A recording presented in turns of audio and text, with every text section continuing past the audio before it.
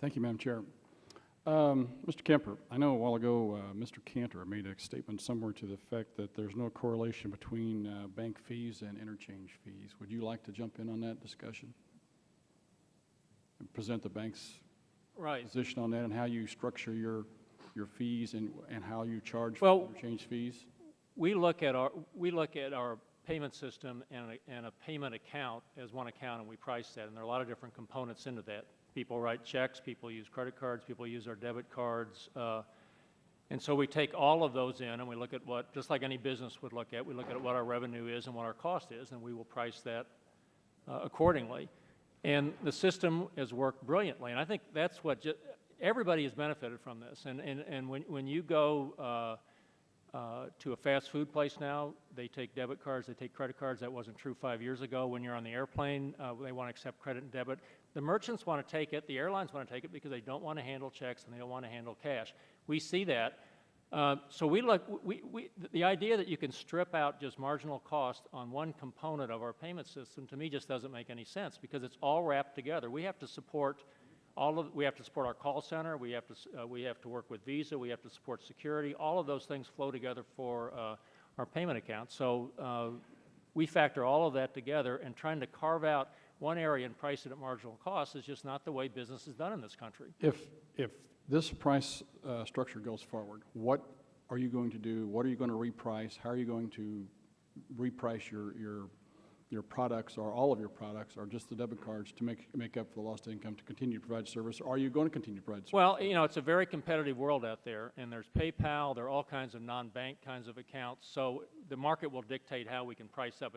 There are 7,500 banks in this country, and they compete very vigorously, and so sure, if we're going to lose tens of millions of dollars of revenue, and we're going to start losing, as I mentioned, on every checking account as a whole, we will price that up. So cost will go up to consumers, but the debit card now is paid for by, in effect, as you use it. It's a user fee as opposed to spreading it out. I think it's a very fair way to do it. But I guess the bottom line answer is fees will go up significantly to consumers to the degree the market will allow it. That's the way free market system works. Mr. Michael, you indicated that all of your members are consumers.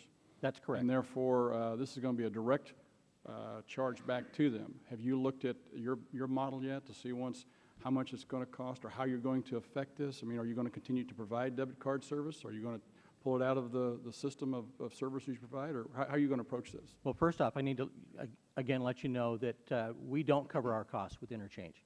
I have to charge members currently 25 cents on each transaction to help cover the cost of processing the transactions, and I still lose money. Going forward, the issue is going to be I will have to either adjust that price or find other locations in my financial institution to do that.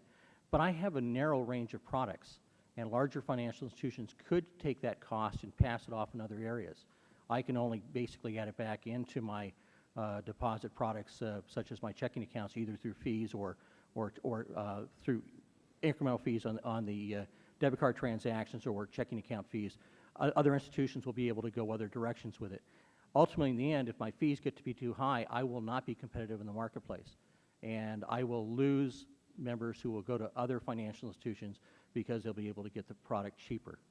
Okay. A while ago, Mr. Flum, you indicated that you had some data with regards to the cost per transaction of cash, credit card, debit card. Do you, off the top of your head, do you have information just roughly what each one of those costs would be, or your research shows? I'd be happy to provide that. I believe that one bank executive has said the cost of cash ranges 70, 80 basis points. The cost of verified checks is 1.35 basis points. But we can get you that information, Congressman. And that doesn't include fully loaded costs, as Mr. Kemper said. If you look at the societal cost to all participants, cash and check have even higher costs than that. And I could tell you for 7-Eleven, cash costs are about 20 or 25 basis points. So debit is on the order of 8 times more expensive for us than accepting cash, including the bank service charges we incur on depositing cash. What's your cost on checks? What's your cost on checks? I don't know that one off. Now, and when I weigh cost on checks, I'm not talking about the cost just to handle checks. I'm talking about the losses you incur on taking bad checks as well. Less than 1%. 1% of the cost of the transaction? Of the transaction as compared to 2% plus on a debit transaction. Okay. Very good. Thank you, Madam Chair.